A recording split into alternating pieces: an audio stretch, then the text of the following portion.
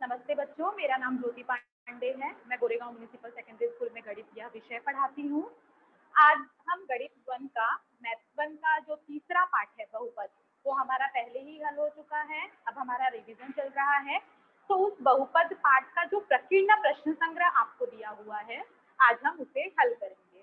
तो बच्चों, बहुपद हमें मालूम है कैसे पहचाना जाता है, उसे हम कैसे मानक रूप में लिखते हैं, गुणांक क्या है, चारांक क्या है, ये सभी बातें हम पहले भी पढ़ चुके हैं। दोबारा उसका हमारा रिवीजन भी हो चुका है। तो आज उसी पे आधारित आपका ये प्रकीर्ण प्रश्न संग्रह है जो कि हम हल करेंगे। तो प्रकीर्ण प्रश्न संग्रह में जैसे कि प्रश्न पहला और दूसरा आप देखेंगे वैकल्पिक प्रश्न है, मतलब ऑप्शनल क्वेश्चन है। आपको एक प्रश्न पूछा जाएगा, उसका 4 ऑप्शन दिया होगा, आपको उसमें से सही ऑप्शन चुन के लिखना है। तो बच्चों, जो हमारा गणित का पहला प्रश्न आता है वो इसी तरह के प्रश्न रहते हैं। मैथ्स 1 मैथ्स 2 दोनों में पहला जो आपका प्रश्न है वो वैकल्पिक प्रश्न रहता है, ऑप्शनल क्वेश्चन रहते हैं, जिसमें आपको एक मार्क्स के क्वेश्चन पूछे जाते हैं। अगर वो हल करने जैसा है तो हल करने में भी ज्यादा स्टेप्स नहीं रहते, उसमें 1-2 स्टेप आपको हल करना रहता है। हल करके आपको उसका सही उत्तर निकालना रहता है और अपने ऑप्शन में देखना रहता है कि उसका उत्तर कौन सा है, ए है, बी है, सी है या डी है। तो उस ऑप्शन से आपको वो उत्तर चुन करके लिखना रहता है। तो हम शुरू करते हैं तीसरे चैप्टर बहुपद चैप्टर का प्रकीर्ण प्रश्न संग्रह 3। इसमें हमें पहला प्रश्न जो है, जैसा कि अभी मैंने आपको बताया, ऑप्शनल क्वेश्चन है, तो जिसके अंदर 4 ऑप्शन दिए हैं। एक एक करके हम उन प्रश्नों को हल करेंगे और देखेंगे कि किस तरह से हम उत्तर अपना ढूंढते हैं, निकालते हैं उसमें से। जैसे आप इसमें देखोगे पहला प्रश्न है, प्रश्न 1, निम्नलिखित में से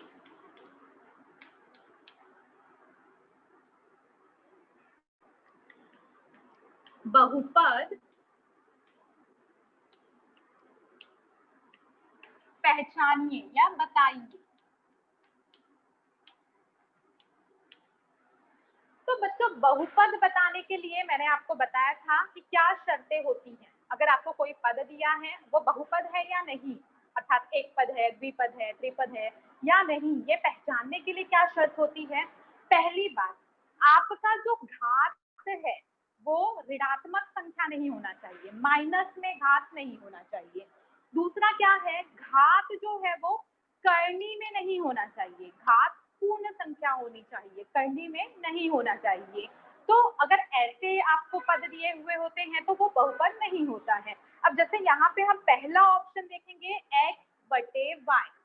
पहले ऑप्शन में आप देखोगे x बटे y दिया हुआ है। अब अगर x बटे y है, y आपको हर में है, उसे हम अंश में लाते हैं तो क्या होगा, y का घात जो 1 था, अगर आप उसे ऊपर लाते हो तो -1 हो जाएगा। तो यह ऋणात्मक घात होने की वजह से बहुपद नहीं होगा। दूसरा आप देखोगे x करनी में, x का घात है करनी में 2 -3x।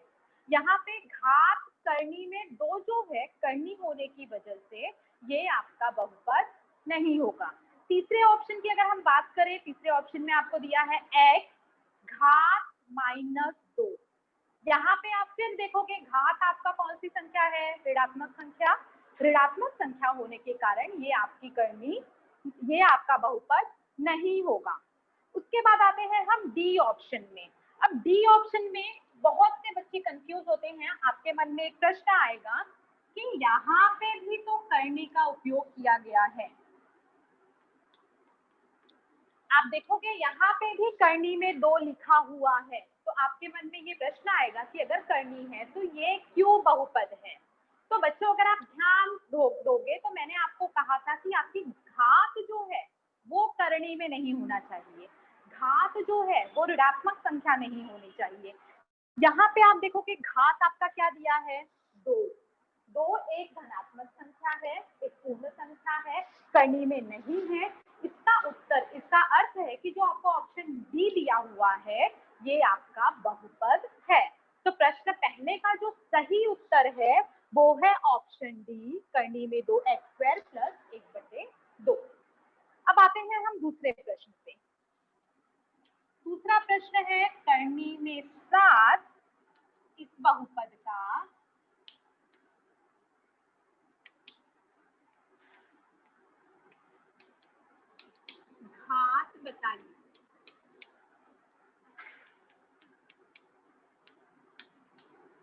बहुपद का घात बताइए।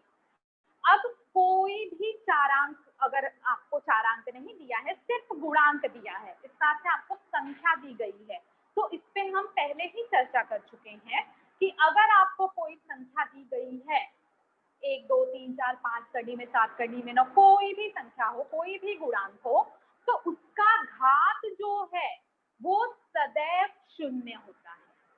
अगर समझो आपको x दिया होता, y दिया होता, तो उसका घात हम 1 लिखेंगे, लेकिन अगर आपको कोई संख्या दी गई है, कोई भी गुणांक दिया है, उसका घात सदैव शून्य होता है। भले ही वो 1 हो या 100 हो, वो संख्या आपकी 1 हो या 100 हो, उसका घात सदैव क्या होगा? शून्य होगा। इसलिए यहाँ पे आप देखोगे करनी में 7 दिया है। अब यहाँ पे आपको घात कुछ नहीं लिखा है, लेकिन सिर्फ गुणांक दिया है, इसका क्या मतलब है कि इसका घात क्या होगा? शून्य होगा। अब आप ऑप्शन देखोगे, शून्य आपका ए में 1/2 दिया है, ये उत्तर सही नहीं है। बी में 5 है, ये भी सही नहीं है। सी में 2 है, ये भी सही नहीं है। डी में दिया है 0। ऑप्शन डी जो है यहाँ पे आपको लिखा है 0 अर्थात 0, इसका अर्थ है कि इसका सही उत्तर है 0। अब नेक्स्ट आते हैं, शून्य बहुपद का घात कितना होगा? प्रश्न 3, शून्य बहुपद का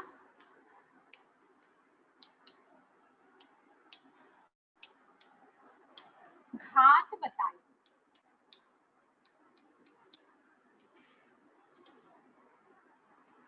इसमें भी हम पहले की क्लास में चर्चा कर चुके हैं। अगर कोई गुणांक है तो उसका घात 0 होता है, और अगर 0 है, आपकी जो संख्या है, गुणांक जो है वो 0 है, तो उसका घात निश्चित नहीं होता। अगर आपको 0 पूछा गया है कि आप 0 का घात बताइए, तो 0 का घात जो है वो निश्चित नहीं होता। ये सब पे हम पहले की क्लास में चर्चा कर चुके हैं।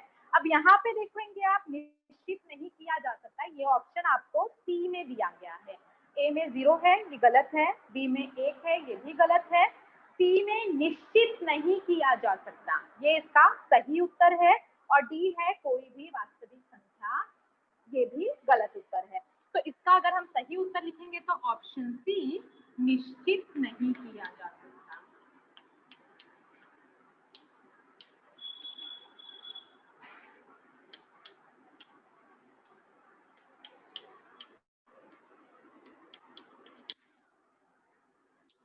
तो चौथे प्रश्न पे आते हैं। चौथे प्रश्न में आपको एक बहुपद दिया गया है और आपको कहा है कि उसका घात बताइए। तो बहुपद में जैसे आप देखोगे अलग अलग घात, घात 2, घात 3, घात 4, घात 5, इस तरह से अलग अलग घात दिए रहते हैं। लेकिन अगर उस पूरे बहुपद का घात हमसे पूछा जाए तो हम क्या बताएंगे? जो सबसे बड़ा घात होगा। अब यहाँ पे जैसे हमारा बहुपद है 2x का वर्ग प्लस 5x का घन प्लस 7। यहाँ पे आप देखोगे सबसे बड़ा घात क्या है? एक में आपको घात 2 दिया है, दूसरे में घात 3 दिया है, तो घात 3 जो है वो घात 2 से बड़ा है। इसका अर्थ है इस बहुपद का घात क्या होगा? घात 3 होगा। इस बहुपद का घात 3 होगा। अब 3 के लिए आप देखोगे कौन सा विकल्प दिया है? ए में आप देखोगे आपको दिया है 3, बी में 2, सी में 5, डी में 7। तो सही उत्तर क्या है?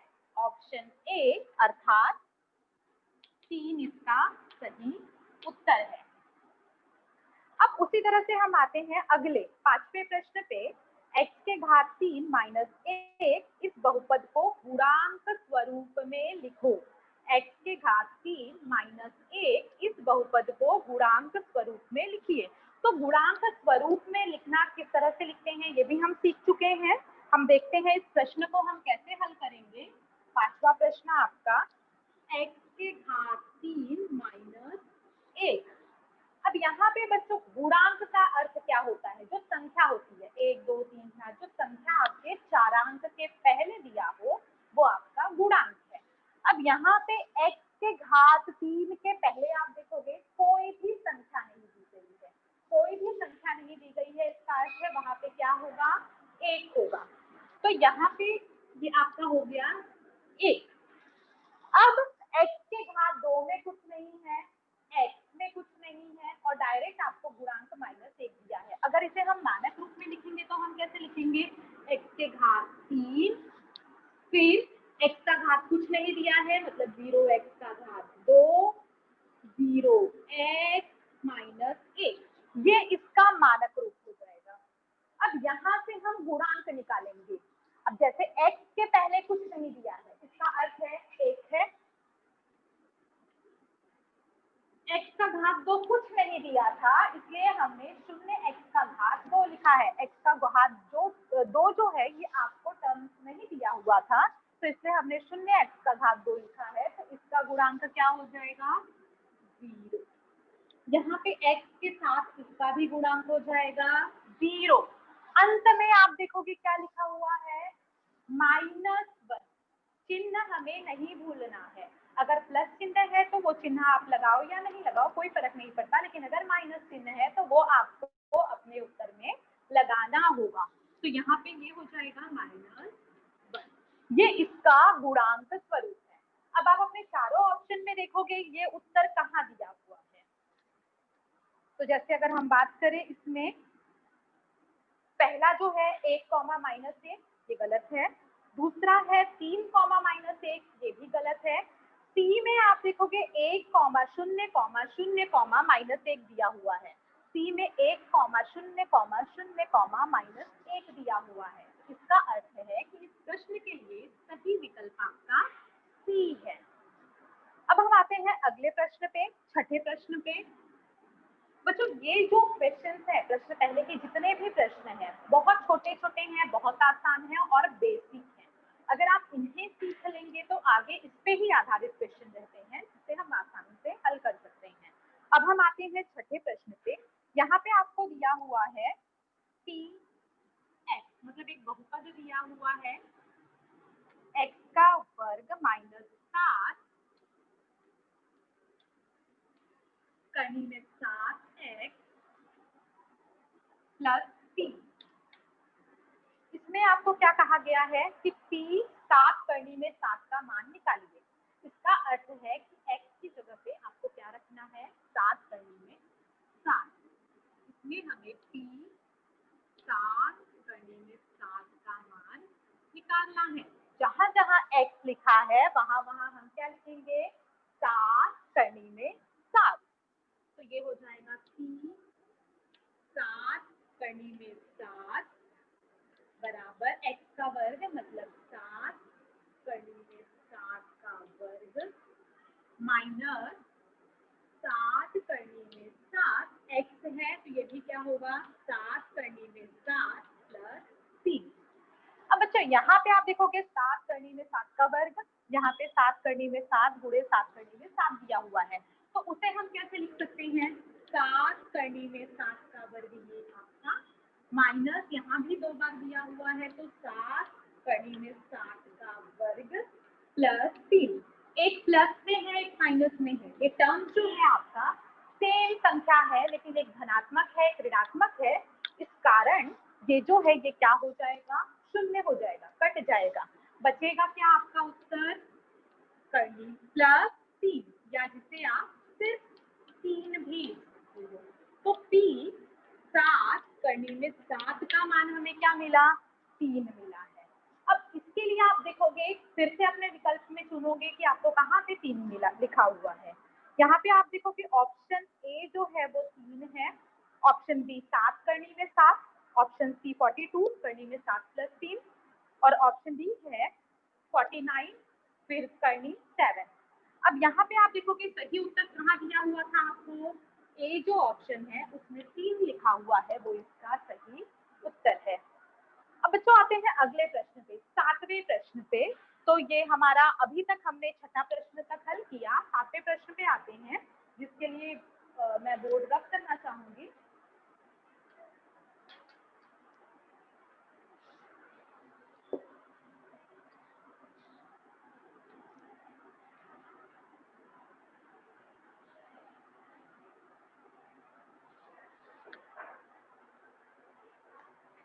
सातवां प्रश्न है बहुपद 2x के घात 3 प्लस 2x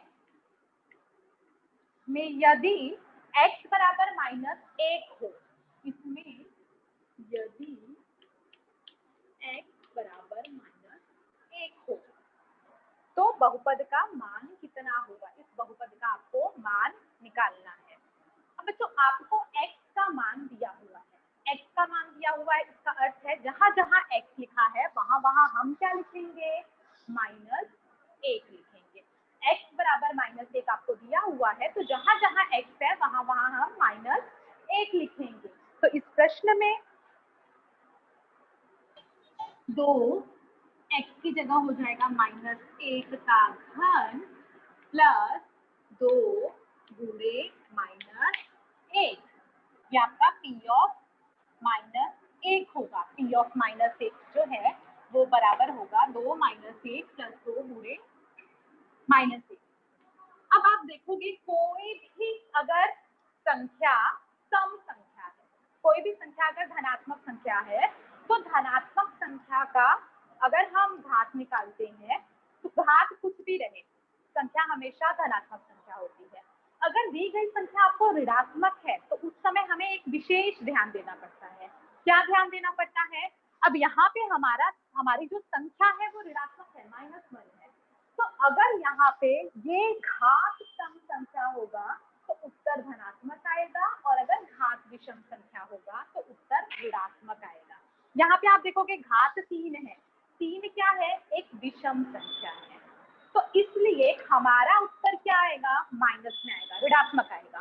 तो ये हो जाएगा 2 गुणे -1, क्योंकि 1 का आप कोई भी घात निकालो हमेशा 1 ही आता है। तो ये हो जाएगा 2 गुणे -1 प्लस 2 गुणे -1।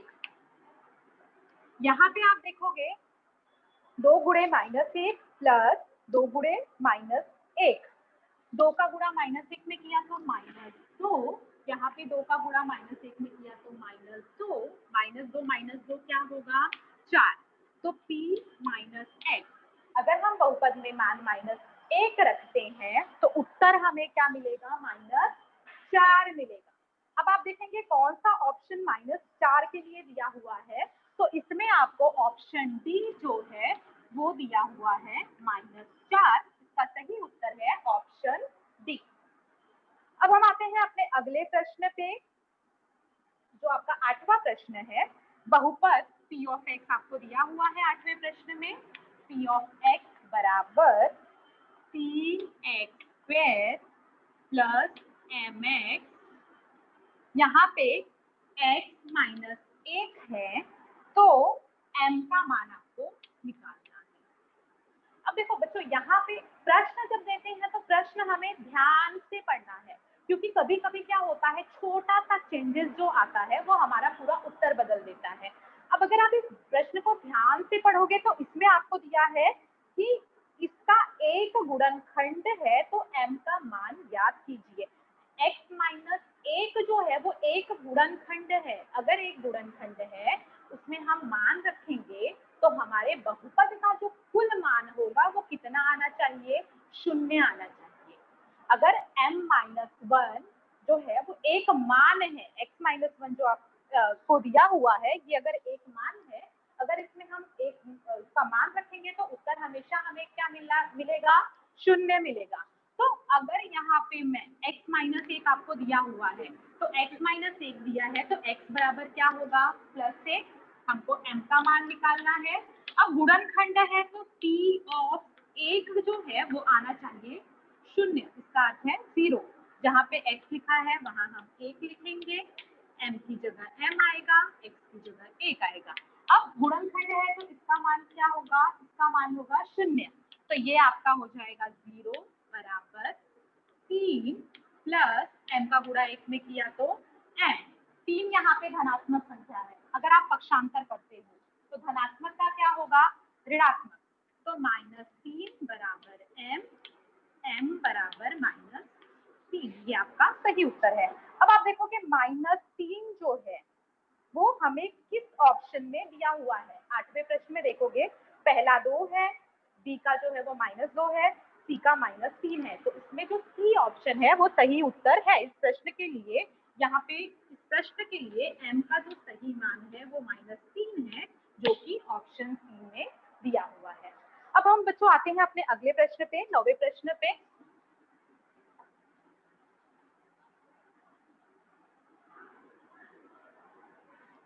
आप जैसे देखोगे ये सारे प्रश्न जो अभी हम हल कर रहे हैं बहुत छोटे छोटे हैं, तो परीक्षा में इनको हल करने के लिए एक एक मार्क्स के क्वेश्चन है, तो आपको ज्यादा समय नहीं लगेगा, आपको इन प्रश्नों को बहुत अधिक समय नहीं देना है।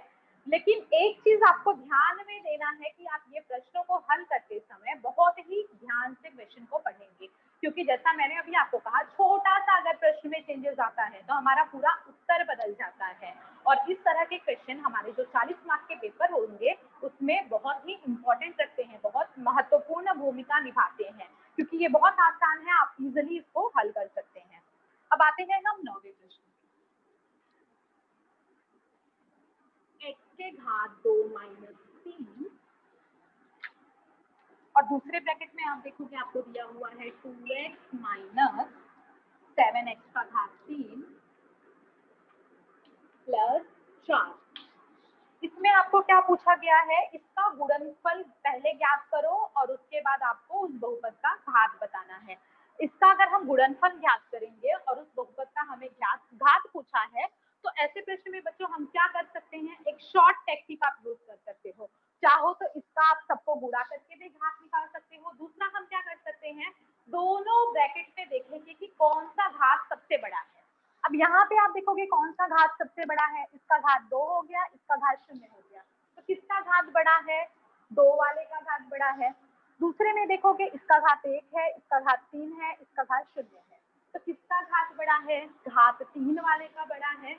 तो एक में घात 2 है बड़ा, एक में घात 3 है बड़ा। अगर हम इनका गुणनफल करते हैं, उनका गुणनफल हम निकालते हैं, तो हम इसके पहले घातांक पाठ जो है छोटी कक्षा से हम पढ़ते आए हैं, तो उसमें जब हम घात का गुणनफल निकालते हैं तो वो जुड़ता है। तो इसलिए अगर हम इसका घात 2 लेते हैं और इसका बड़ा घात जो है वो 3 लेते हैं, इन दोनों को जोड़ेंगे तो उत्तर क्या आएगा, 5 आएगा। तो अगर इसका हम गुणनफल निकालें, दोनों ब्रैकेट को अगर हम गुणा करते हैं, तो इसके गुणनफल के बाद सबसे बड़ा घात क्या होगा, घात 5 होगा। तो हम देखेंगे कौन सा ऑप्शन आपको घात 5 के लिए दिया हुआ है। तो यहाँ पे जो ऑप्शन ए है ये इसका सही उत्तर है, जिसमें घात 5 आपको दिया हुआ है। बच्चों आते हैं अब हम अपने नेक्स्ट क्वेश्चन, 10वां प्रश्न जो है, प्रश्न पहले का ये अंतिम क्वेश्चन है, वो देखते हैं। निम्नलिखित में से रेखीय बहुपद कौन सा है, बहुत आसान प्रश्न है। रेखीय बहुपद हम कैसे पहचानेंगे, अगर घात में 1 हो, सबसे बड़ा घात उसका 1 हो, मतलब ना आपको वर्ग में दिया हो, ना घन में दिया हो, ना घात 4 हो, ना 5 हो, घात क्या होना चाहिए, 1 होना चाहिए, तो वो बहुपद क्या होगा, रेखीय बहुपद होगा। अब जैसे यहाँ पे आप देखोगे रेखीय बहुपद कौन सा है, प्रश्न आपको है,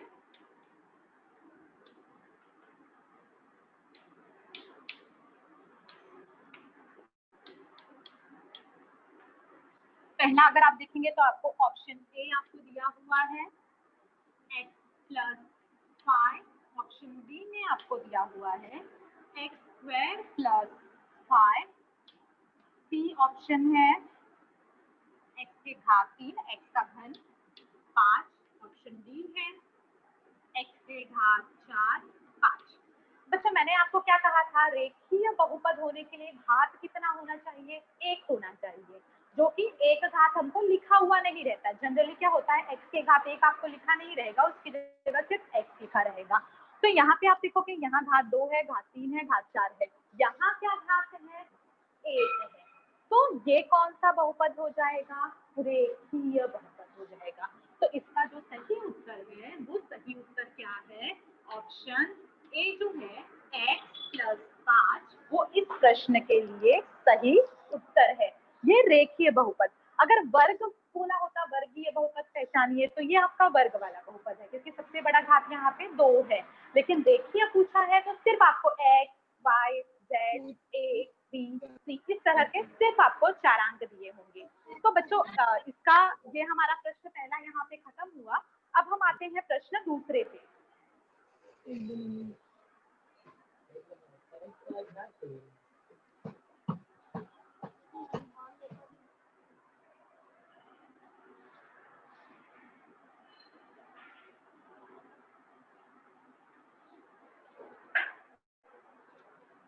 प्रश्न दूसरा है, निम्नलिखित में से प्रत्येक बहुपद का घात पहचानिए। जैसे आपको यहाँ पे दूसरे में पहला प्रश्न दिया है 5 घन 3x के घात 4। आपको क्या कहा है, घात पहचानिए। घात हम कैसे पहचानेंगे, आपके बहुपद में जो सबसे बड़ा घात होगा वो उस बहुपद का घात है। अब यहाँ पे आप देखोगे सिर्फ गुणांक दिया है। मैंने हमेशा आपसे कहा है कि गुणांक का घात जो है वो हमेशा क्या होता है, शून्य होता है। फिर उसके बाद यहाँ पे आपको दिया है 3x के घात 4। तो सबसे बड़ा घात इस बहुपद का क्या है, इस बहुपद का सबसे बड़ा घात है 4। तो इसका अर्थ है इसका घात 4 होगा। दूसरा प्रश्न हम देखते हैं। दूसरे प्रश्न में आपको दिया है 7। अब बच्चों यहाँ पे सिर्फ आपको गुणांक दिया है, सिर्फ 7 दिया है, सिर्फ गुणांक है, तो उसका घात क्या होगा। हमने प्रश्न पहले में भी चर्चा किया है, सिर्फ गुणांक है तो घात क्या होगा, शून्य होगा, 0 होगा। तीसरे में आते हैं हम। यहाँ पे आपको है a x के घात 7 प्लस b x के घात 9। a x के घात 7 प्लस b x के घात 9। अब यहाँ पे इसका घात देखोगे आप 7 है, इसका घात है 9। अगर हम दोनों को कंपेयर करें, 7 बड़ा है या 9, तो हमारा उत्तर होगा 9। तो इस बहुपद का घात क्या होगा, इस बहुपद का घात होगा 9। तो बच्चों ये तो बहुत आसान क्वेश्चन, एक मार्क्स के क्वेश्चन जैसे अभी हम चर्चा कर रहे थे, इसे हम इजीली सॉल्व कर सकते हैं, घात पहचान सकते हैं। बस आपको इन प्रश्नों को हल करते समय थोड़ी सी सावधानी बरतनी होगी, प्रश्नों को अच्छे से पढ़ना होगा। अब आते हैं हम प्रश्न तीसरे में। निम्नलिखित बहुपदों को मानक रूप में लिखिए। मानक रूप का अर्थ क्या होता है कि जो बड़ा घात है उसे आप पहले लिखेंगे, उसके बाद छोटा घात, फिर छोटा घात।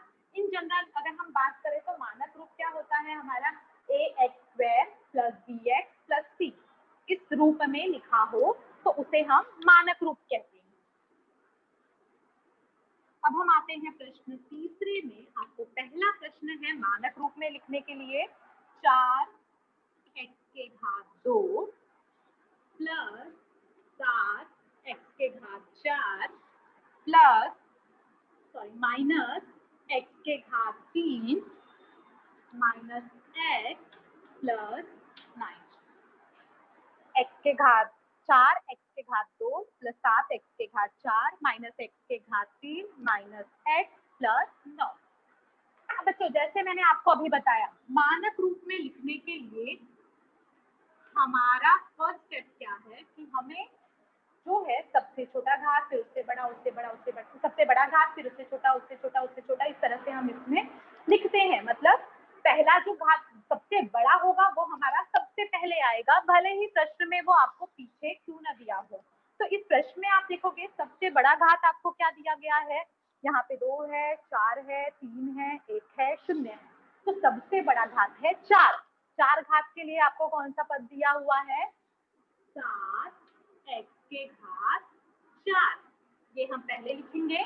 उसके बाद हम घात 3 वाला लिखेंगे, तो माइनस x के घात 3। फिर हम घात 2 वाला लिखेंगे, तो प्लस 4x के घात 2। और लास्ट में हम घात 1 वाला लिखेंगे। घात 1 आपको है -1 और अंत में आएगा आपकी संख्या।